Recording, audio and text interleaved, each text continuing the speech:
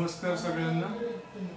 Rotary Club of दौंडच्या वतीने या वर्षी नवरात्राच्या निमित्ताने महिलांसाठी उपयुक्त अशी आपण एक व्याख्यान मालिका यूट्यूबच्या माध्यमातून महिलांसाठी पोहोचवण्याचा प्रयत्न करत आहोत। महिलांशी निगडीत आरोग्याशी, त्यांच्या रोजच्या जीवनातल्या मानसिकदृष्ट्या, शारीरिकदृष्ट्या ज्या काही अडचणी येतात आणि त्यासाठी विविध मान्यवर डॉक्टर लोकांनी आणि तज्ज्ञांनी केलेले मार्गदर्शन आपल्याला ह्या मालिकेमध्ये पाहावयास मिळणार आहे। रोटरी क्लब ऑफ दौंडच्या वतीने या कार्यक्रमाचं सगळं रेकॉर्डिंग केलेलं आहे आणि दौंडचे रोटरी क्लब ऑफ दौंडचे director, medical director doctor Rajesh Date हे कन्व्हेनर ह्या प्रोग्रामसाठी आहे। तर येणाऱ्या दिवसांमध्ये ह्या 9 दिवसांच्या निमित्ताने 9 तज्ज्ञ लोकांचे जे मार्गदर्शन आम्ही रोटरी क्लबच्या वतीने तुमच्या समोर प्रस्तुत करत आहोत।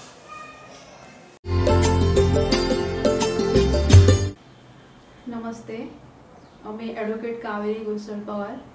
मला आज रोटरी क्लब यांनी नवरात्र निमित्त महिलांविषयी जे कायदे आहेत त्याविषयी व्याख्यान द्यायला सांगितलेलं आहे, जेणेकरून समाजामध्ये महिलांना जनजागृती व्हायला पाहिजे, जेणेकरून त्यांना कायद्याची माहिती मिळायला पाहिजे। आणि हे कोरोनाच्या पार्श्वभूमीवर ते समोर प्रोग्राम ठेवू शकत नसल्यामुळे त्यांनी हा पर्याय निवडलेला आहे व आपल्यापर्यंत महिलांविषयी कायदे याची माहिती पोहोचवावी हा त्यांचं नितांत धोरण आहे। म्हणून मी आपल्याला महिलांविषयी जे कायदे आहेत त्याची माहिती देणार आहे। प्रथम आपण बघतोय, ज्यावेळेस आपण महिलांना जो प्रॉब्लेम आहे त्यासाठी महिलांनीच प्रयत्न केले पाहिजे की जेणेकरून हा त्रास आपल्याला होणार नाही, त्यासाठी महिलांनी सक्षम राहिले पाहिजे। तसेच आपण आता बघतो छोट्या छोट्या मुलींवरती अत्याचार होतात, महिलांवरती बलात्कार होतात। हे समाजाची विकृती जी आहे ती बदलली पाहिजे।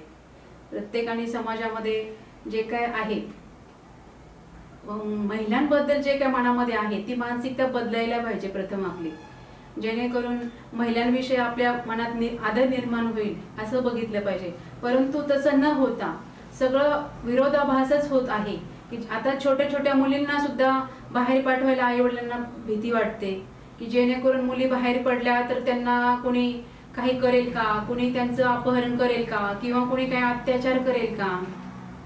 यासाठी म्हणजे मुली जन्माला घालणं सुद्धा आईवडिलांना नको वाटतं की जेणेकरून मुलींना जन्म दिल्यानंतर त्यांच्या समाजामध्ये त्यांच्यावर खूप अत्याचार होतात, त्यांना खूप सगळ्या गोष्टींना सामोरं जावं लागतं। त्यामुळे मुलींना जन्माचं घालण्याचं प्रमाण पण कमी झालं।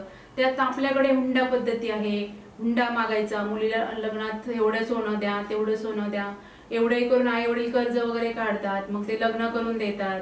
परंतु लग्न झाल्यानंतर सुद्धा स्त्रीला सासरी छळ करतात, या ना त्या कारणावरून त्याला सारखं दूषण देत असतात। आजची स्त्री ही सुशिक्षित असून पुरुषाच्या प्रत्येक खांद्याला खांदा लावून काम करत आहे, की स्त्री आजची कुठेही कमी नाहीये, इव्हन प्रत्येक गोष्टीला। परंतु तरी ती असं म्हणत नाही की मी याच्या खांद्याला खांदा लावून काम करते आणि मग मी किचन मध्ये काम करणार नाही, तरीही ती घराची जबाबदारी पूर्णपणे पार पाडत आहे। परंतु पुरुषांनी सुद्धा आपली मानसिकता बदलायला हवी। ती पण आपल्यासोबत जर काम करत असेल तर आपणही तिला थोडंसं घरामध्ये हातभार लावला पाहिजे, जेणेकरून तिलाही तिच्या कुठेतरी मनाला समाधान वाटेल की नाही आपण दोघेही काम करतो, हे घरातही मला मदत करतात। तसे पुरुषांनीही आपली मानसिकता बदलायला पाहिजे आणि स्त्रीला सन्मानाचा दर्जा दिला पाहिजे। तसेच जर एखाद्या स्त्रीला सासरी लग्न झाल्यानंतर जर तिचा छळ होत असेल आणि तिला जर सासरच्यांनी जर तिला छळ करून जर घराच्या बाहेर हाकलून दिले तर ती स्त्री पोलीस स्टेशनला जाऊन 498 या कलमाखाली त्यांच्यावरती केस दाखल करू शकते।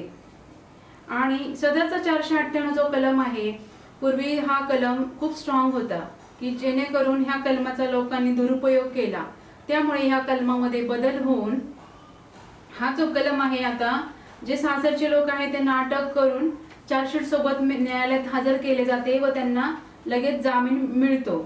परंतु हे जे कधी आपण अवलंबलं पाहिजे, हे जे ऍक्ट आहेत जेणेकरून खरोखरच आपल्याला त्रास होत आहे, की जेणेकरून आपल्याला सासरचे लोक खरोखरच त्रास देत आहे, खरोखरच आपल्याला अन्याय होतोय, तर अशा वेळेस या कलमांचा आपण उपयोग केला पाहिजे.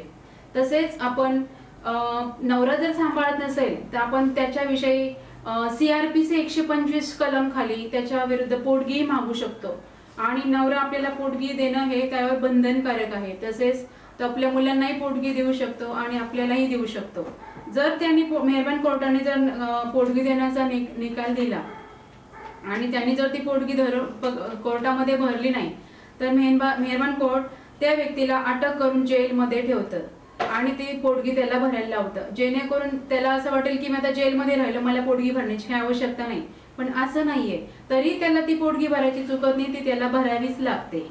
आणि तसेच महिलांसाठी कौटुंबिक हिंसाचार कायदा हा 2005 साली आहे. तर त्या कलमाखाली सुद्धा महिला त्या घराचा ताबा घेऊ शकता, त्याच्यात पोटगी मागू शकता. प्लस त्यांना जे काय प्रॉब्लेम्स आहे त्याच्यामध्ये त्या कायद्यामध्ये एवढा रिलीफ दिलेला आहे की त्या प्रत्येक कायद्याखाली महिलांसाठी महिलांना दिलेला आहे, जेणेकरून महिला ते डोमेस्टिक व्हायलन्स खाली पण कोर्टामध्ये केस दाखल करू शकता. आणि जो डोमेस्टिक व्हायलन्स ऍक्ट खाली जर मॅटर दाखल करायचं असेल तर पंचायत समिती थ्रू त्यांना फ्री सर्व्हिस भेटते, की त्यांना वकिलांना पैसे देण्याची पण गरज नाहीये. त्यांना वकील पण फ्री मिळाला जातो. त्यासाठी त्यांनी पंचायत समितीत जायचं आणि तिथे ऍप्लिकेशन द्यायचं. मग पंचायत समिती थ्रू ते कोर्टात मॅटर येतं आणि त्याच्या थ्रू त्यांना फ्री वकील दिला जातो. त्याच्यासाठी कुठलेही शुल्क वापरले जात नाही. त्यांना निशुल्क ऍडव्होकेट दिला जातो. हे त्या महिलांना माहिती पाहिजे. तसेच त्या घरामध्ये पण राहण्यासाठी मेहरबान कोर्टाकडनं ते परमिशन घेऊ शकतात. तसेच शेतीमध्ये सुद्धा शेती किंवा काही प्रॉपर्टी असेल नवऱ्याची त्याच्यामध्येही त्या हक्क मागू शकतात. परंतु त्या महिलेला माहिती पाहिजे की आपल्या नवऱ्याला किती प्रॉपर्टी आहे, आपल्या नवरा काय काम करतो, आपल्या नवऱ्याच्या नावावर किती जमीन आहे, हे सगळं त्या महिलेला माहिती पाहिजे अगोदर. आणि त्या महिलेने त्या विषयी नॉलेज घेतलं पाहिजे, तर ती ह्या गोष्टी करू शकते. तसेच आजच्या महिला ज्या आहेत आता एकत्र कुटुंब पद्धती राहिलेली नसून सेपरेट फॅमिली झालेली आहे. मग अशा वेळेस आई वडिलांचा प्रश्न निर्माण होतो. मग आई वडिलांची जी प्रॉपर्टी असते, वृद्ध आई वडिलांची, ती प्रॉपर्टी मुलं वगैरे धमकावून वगैरे त्यांना प्रेमाने बोलून त्यांच्या नावावर करून घेतात. आणि मग नंतर एकदा प्रॉपर्टी नावावर झाली की मग आई वडिलांना सांभाळत नाही किंवा मग त्यांच्याशी असं तुसोड्यासारखं बोलायचं, कसंही वागायचं, असं त्यांचं चालू होतं. मग अशा वेळेस त्या वृद्ध आई वडिलांना घरातूनही हाकलून दिलं जातं कधी कधी. तर अशा वेळेस ते वृद्ध आई वडील त्या मुलांच्या विरुद्ध सिनियर सिटीजन ऍक्ट खाली पोलीस स्टेशनला तक्रार देऊ शकतात. तसेच ते मेहरबान कोर्टामध्ये त्यांच्या विरुद्ध पोटगीही मागू शकतात. त्यासाठी आपण आपले वृद्ध आई वडील आहे ना, त्यांनाही व्यवस्थित सांभाळलं पाहिजे. त्यांच्यामुळे आपण जीवन बघितलेलं असतं, त्यांनाही आपण व्यवस्थित सांभाळलं पाहिजे. नाहीतर ते सिटीजन ऍक्ट खाली ते आपल्या विरुद्ध कारवाई करू शकतात. तसेच आजची महिला जी आहे शिक्षण असल्यामुळे सुशिक्षित आहे व ती नोकरीच्या ठिकाणी जॉबला जाते, नोकरी करते. नोकरीच्या ठिकाणी तिला बऱ्याच गोष्टींना सामोरं जावं लागतं, की जेणेकरून तिथले असणारे त्यांचे बॉस वगैरे असतात. मग त्या बॉसच्या लेडीज असल्यामुळे बॉसला काही अनैतिक गोष्टींसाठी तो मजबूर करतो त्या लेडीजला. मग त्या लेडीजची जर इच्छा नसेल तर मग तिला असं ड्युटीला जास्त वेळ थांबवणे, वेळेवर सुट्टी न देणे किंवा नको ते कामं सांगणे, असा त्या महिलेवर अत्याचार होतो. मग ती महिलेने ते निमूटपणे न सहन करता त्यासाठी तिने पोलीस स्टेशनला तक्रार दिली पाहिजे की माझ्या असा ऑफिसमध्ये मला असा त्रास होतो. ती जर निमूटपणे सहन राहिली तर तिच्यावर अत्याचार वाढत जाईल. जेणेकरून तिने सामोरं गेली तर ते पोलीस स्टेशनला तक्रार दिल्यानंतर काहीतरी कारवाई होईल आणि तिला कुठेतरी रिलीफ मिळू शकतो. तसेच आजच्या मुली कॉलेजला जातात, स्वप्न घेऊन जातात. ज्यावेळेस 10वी 11वी 10वी पास झाल्यानंतर कॉलेजला जाण्याचे त्यांचे वेगळे स्वप्न असतात. मग त्या कॉलेजला जात असतात. ज्यावेळेस कॉलेजला जात असतात त्यांना कधी बसनी जावं लागतं, कधी गाडीवर जावं लागतं, कधी कशा पद्धतीने जावं लागतं. मग त्यांना प्रत्येक ठिकाणी प्रत्येक गोष्टीला सामोरं जावं लागतात. कधी बस रेल्वे स्टेशन असतं, कधी बस स्टँड असतं, तिथे असे मुलं थांबलेले असतात, त्यांच्यावरती कॉमेंट्स करत असतात. कॉलेजच्या कॅम्पसमध्ये कमेंट्स करणे, ओढणी ओढणे वगैरे या गोष्टी करत असतात. मग त्यासाठी त्या मुलीने अगोदरच सक्षम राहिलं पाहिजे की जेणेकरून मला जर असा काही त्रास होणार असेल तर मी त्यासाठी सक्षम राहिले पाहिजे, त्या गोष्टीचं मला नॉलेज पाहिजे. जर एखादा मुलगा तिच्यावर कॉमेंट्स करत असेल किंवा तिच्याकडे बघून गाणं म्हणत असेल किंवा अश्लील हावभाव करत असेल तर अशा वेळेस त्या मुलीने काय करायला पाहिजे की फक्त त्यांना एवढंच म्हणलं की जर तुम्हाला 354 जर तुमच्या विरुद्ध दाखल केलं तर तुम्हाला कुठल्याही विद्यापीठात ऍडमिशन मिळणार नाही, किंवा जर तिला बस स्टँडवर, रेल्वे स्टेशनला किंवा आजूबाजूला परिसरात जर असा काही त्रास होत असेल, 354 म्हणजे विनयभंग म्हणजे विनयभंग फक्त तुम्हाला शरीराला टच केला तरच विनयभंग होतो असं काही नाही. तुमच्याकडे एखाद्या वेगळ्या नजरेने बघितलं किंवा काहीतरी अश्लील हावभाव केले तरी तो 354 होतो. मग त्यासाठी आपण 354 हा काय आहे ते आपल्याला माहित राहायला पाहिजे. आणि 354 जर एखाद्या मुलावर किंवा एखाद्या व्यक्तीवर दाखल झाल्यानंतर त्याला लगेच जामीन मिळत नाही. तसेच जर तो गुन्हा जर साबित झाला तर त्या व्यक्तीला 5 वर्षाची शिक्षाही होऊ शकते. त्यासाठी आपण त्या गोष्टीचं नॉलेज घेतलं पाहिजे आणि मुलींनी सगळं समोर आलं पाहिजे की जेणेकरून आपल्याला कुठलाही त्रास होतो आणि कोणी आपल्याला त्रास देत असेल तर ते शांतपणे न बसलं पाहिजे. त्यांनी स्वतः सक्षम झालं पाहिजे आणि पोलीस स्टेशनला तक्रार दिली पाहिजे. जेव्हा एखादी मुलगी पुढे आली की तिला बाकीच्यांनी सपोर्ट केला पाहिजे. परंतु होतं काय, बऱ्यापैकी 354 जर पोलीस स्टेशनला दाखल झाला तर काही लोक राजकीय वर्दहस्त तिथे टाकून राजकीय दबाव आणून सदरच्या केस दाखल न करण्यास भाग पाडणे ह्या गोष्टी घडत असतात. त्यासाठी आपण सक्षम राहिलं पाहिजे आणि पोलीस स्टेशनला पण आपण सांगितलं पाहिजे की नाही असा अन्याय माझ्यावर झालेला आहे आणि ही केस तुम्ही दाखल करून घ्या म्हणून. पोलीस दाखल करून घेतात. आज आपण बघतो छोट्या छोट्या मुलांवरती अत्याचार होतात.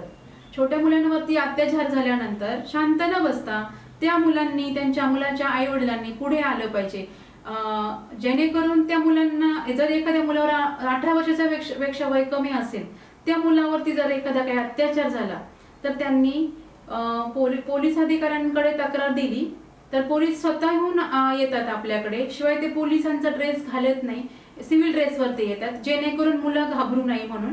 आणि सदरचा जो खटला आहे तो ज्युव्हेनाईल कोर्टामध्ये चालतो. ज्युव्हेनाईल कोर्टामध्ये चालून त्याचा 1 वर्षाच्या आत त्याचा निकाल होऊन जातो.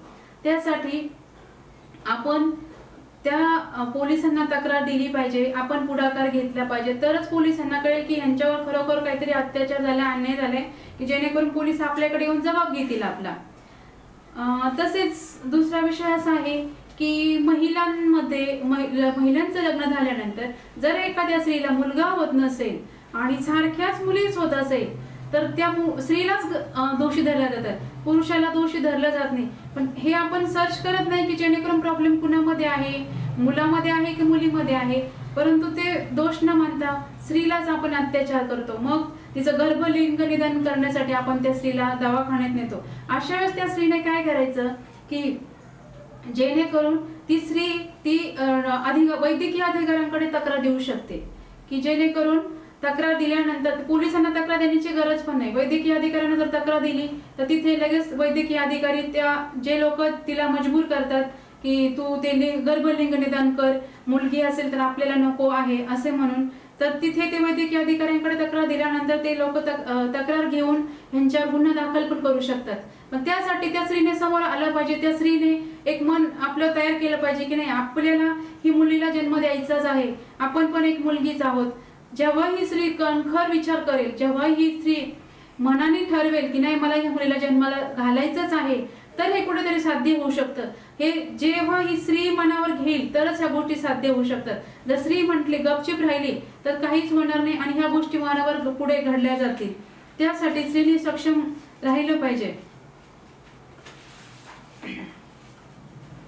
तसेच आपण सगळ्या महिला हळदी कुंकवाला जमतो, कुठं वडाच्या फेऱ्या मारण्यासाठी जमतो, त्यावेळेस आपण फक्त हिची साडी कशी, तिची साडी कशी, आपण ह्याच गप्पा मारत बसतो. परंतु आपण हा विचार करत नाही की खरोखर आपण महिलांवरती अत्याचार होतो आणि महिलांनी जर एकत्र येऊन विचार केला की आपण हा जो अत्याचार आपल्याकडे होतो तो अत्याचार आपण सहन न करता आपण त्याला सामोरं गेलं पाहिजे. हा जर विचार जर महिलांनी केला तर कधीच त्या गोष्टीला त्रास होणार नाही आणि लवकरात लवकर या गोष्टीला काहीतरी सोल्युशन निघेल की जेणेकरून खरोखर महिलांवर अत्याचार होतात ना, मग ते अत्याचार कुठेतरी थांबतील. परंतु ह्या महिलांनी एकत्र येऊन त्या गोष्टी केल्या तर हे सगळं सक्सेस होऊ शकतं. त्यासाठी महिलांनी एकत्र येणं गरजेचं आहे. तसेच जी स्त्री आहे तिला नवऱ्याच्या जे प्रॉपर्टीमध्ये अधिकार आहे तो तिला मिळू शकतो, पण त्यासाठी तिने सक्षम राहिलं पाहिजे. तसेच भाऊ आई वडिलांच्या प्रॉपर्टीमध्ये एखाद्या मुलीला वाटलं की आपले आई वडील किंवा भाऊ वगैरे आपल्याकडे लक्ष देत नाही किंवा काय, जर आपल्याला त्या प्रॉपर्टीत अधिकार घ्यायचा असेल आई वडिलांच्या, तर ती महिला मेहरबान कोर्टामध्ये दाद मागू शकते. तिला मेहरबान कोर्टामध्ये त्या प्रॉपर्टीमध्ये हिस्सा मिळू शकतो. त्यासाठी तिला मेहरबान कोर्टामध्ये दावा दाखल करावा लागेल. दावा दाखल केल्यानंतर मेहरबान कोर्ट त्यावरती हुकूम करतं आणि त्या स्त्रीला तिचा हिस्सा मिळू शकतो. त्यासाठी त्या स्त्रीने कोर्टामध्ये गेलं पाहिजे, त्यासाठी तिने खंबीर राहिलं पाहिजे. आणि 2005 कायद्यानुसार त्यांना 50% महिलांना मुलीला प्रॉपर्टीमध्ये वडिलांचा अधिकार दिलेला आहे व तो त्यांना मिळू शकतो. तसेच हे जे काही महिलांविषयी जेवढे कायदे निघालेले आहेत त्या कायद्यांव्यतिरिक्त महिलांनी त्या कायद्यांचा, मला जाता एवढंच सांगणं आहे की जे काही महिलांचे आपल्याला कायदे निघाले आहेत महिलांसाठी, तर त्या कायद्याचा खरोखरच आपल्यावरती अत्याचार होत असेल तर त्या कायद्याचा खरोखर आपण वापर करावा, अन्यथा त्या कायद्यांचा दुरुपयोग करू नये. असं 498चा दुरुपयोग झाल्यामुळे 498 सारखा हुंडाबळीचा कायदा आहे तो डायरेक्ट चार्जशीट सोबत आरोपींना हजर केलं जातं. त्यामुळे आपण हा जो कायदा आपल्या साईडनी बनवलेला आहे ना त्या कायद्याचा व्यवस्थित वापर करावा आणि आपल्या सासू सासऱ्यांनाही व्यवस्थित सांभाळावं, जेणेकरून आपल्याला वृद्धाश्रमात वगैरे त्यांना पाठवण्याची गरज पडणार नाही. आणि मी नवरात्री निमित्त एवढंच महिलांना सांगू शकते की महिलांनी सर्वप्रथम सक्षम झालं पाहिजे, की जे स्वतःच्या आरोग्याकडे त्यांनी लक्ष दिलं पाहिजे. की जर महिला जर सक्षम असेल तर ती घरामध्ये पण व्यवस्थित राहू शकते. जर एक महिला जर घरात आजारी जर पडली तर ते संपूर्ण घराला म्हणजे त्या दिवशी असं सुट्टी असल्यासारखं वाटतं की कुणालाच काही सुचत नाही. तर महिलेचं जे कॅरेक्टर आहे घरातलं ते फार महत्वाचं आहे. त्यामुळे महिलेने आपली स्वतःच्या आरोग्याची पण काळजी घेतली पाहिजे आणि स्वतः सक्षम राहिलं पाहिजे, की जेणेकरून आता घराबाहेर पडावंच लागतं महिलेला या ना त्या कारणाने, तर तिला कुठे जाण्याची वेळ आली तर ती एकटी जाण्यास सक्षम झाली पाहिजे. किंवा जर तिला उद्या काही प्रॉब्लेम आला तर तिने स्वतःचं लाठी काठीचं शिक्षण घेतलं पाहिजे. आजच्या काळात मुलींना लाठी काठी शिक्षण देणं फार गरजेचं आहे. परवा एक व्हिडिओ बघितला मी व्हॉट्सअपवरती, एक मुलगी असते कॉलेजला जात असते, ती कॉलेजला जाता जाता एक व्यक्ती तिचा पाठलाग करत असतो. तो पाठलाग करता करता ती मुलगी स्पीड मध्ये पुढे जाते, तो गाडीवर तिचाच पाठलाग करत असतो. पाठलाग करता करता ती एक म्हातारी आजी असते, ती म्हातारी आजीच्या हातात काठी असती. मग ती मुलगी ती काठी घेते आणि तो जो गाडीवर तिचा पाठलाग करत असतो त्याला ती लाठी काठीचं जे तिचे प्रशिक्षण घेतलं होतं ती त्याच्या समोर करून दाखवते. की ते जर बघितलं त्या व्यक्तीने की तो माणूस जो होता तिच्या पाठीमागे पाठलाग करणार, तो तिथे न थांबता तो लगेच तिथून निघून गेला. कारण जर आपण सक्षम असेल ना तर समोरचाही आपल्याला काहीच करू शकत नाही. त्यासाठी आपण नेहमी स्ट्रॉंग राहिलं पाहिजे आणि न घाबरता सगळ्या गोष्टीला आपण सामोरं गेलं पाहिजे. जर आपण जर घाबरत बसल तर एक महिलेवर अन्याय झाला तर अनेक महिलांवर तो अन्याय होत जाईल. त्यासाठी महिलांनी समोर आलं पाहिजे, सक्षम झालं पाहिजे. तसेच मुलींनाही मुलांसारखंच वागवा, कारण जेणेकरून आजकाल समाजामध्ये मुलींचं प्रमाण फार कमी झालेलं आहे. आजकाल मुलांना मुली लग्नासाठी मिळत नाहीये, कारण त्याच कारणीभूत आपणच आहोत, की जेणेकरून आपण मुलींना जन्माला घालायचं टाळतोय, आपण त्यांची हत्या करतो, जन्माच्या अगोदरच हत्या करतो. आपण हे न करता अगोदर मुलांनाही आपल्याला शिकवलं पाहिजे की बाबा मुलींची इज्जत कर, मुलगी ही आपलीच बहीण असते, आपल्याला जशी आपली बहीण प्रिय असते तशी त्याची पण ती कुणाची तरी बहीण आहे, हे मुलांना तुम्ही समजून सांगा, जेणेकरून मुलांच्याही मनात मुलींविषयी एक वेगळा आदर निर्माण होईल. तसेच आपण मुलीला सांगतो की तो कपडे घालू नको, असं राहू नको, तसं राहू नको.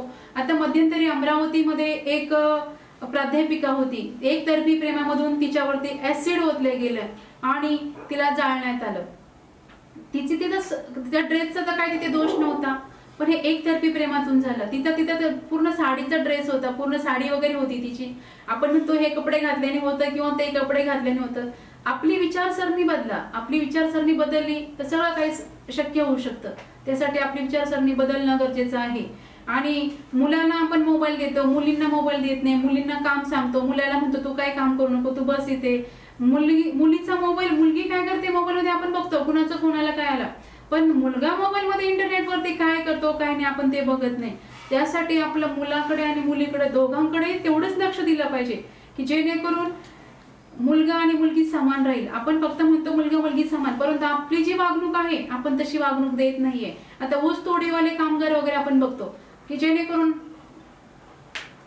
त्यांच्या ज्या मुली असतात की त्या मुली थोड्या जरी मोठ्या झाल्या की मग ते आई वडील त्या मुलांना शाळेत पाठवत नाही, मुलींना घरीच ठेवतात, मग त्यांचे लहान लहान मुलं सांभाळायला लावतात आणि योग्य वयात आल्या की त्या मुलींचे लगेच लग्न करून टाकतात की फार त्या मुलींना त्याचं कुठल्या गोष्टीचं नॉलेज नसतं. परंतु आई वडील काय म्हणतात, आपल्याकडे जबाबदारी नको मुलीची, पुढे जास्त काय तकलीफ होण्यापेक्षा किंवा काय त्यासाठी तिचं लग्न लावून दिलं जातं. मग त्या मुलीला लग्न झाल्यानंतर तिचं वय कमी असतं, मग तिचे ते मुलं बाळ बाकी ते पुढच्या गोष्टी घडतात, शारीरिक छळ होणे, मानसिक छळ होणे, परत त्या गोष्टींना त्यांना सामोरं जावं लागतं. त्यासाठी आई वडिलांनी सक्षम राहिलं पाहिजे की जेणेकरून आपल्या मुलींना आपण योग्य ते शिक्षण दिलं पाहिजे, तिला स्वतःच्या पायावर उभं केलं पाहिजे, तिला लाठीकाठीचं प्रशिक्षण दिलं पाहिजे, धडे दिले पाहिजे, आरोग्याविषयी तिला थोडंसं माहिती दिली पाहिजे. हे सगळं आपण ज्यावेळेस करू त्यावेळेस त्या सगळ्या गोष्टी सहज शक्य होतील.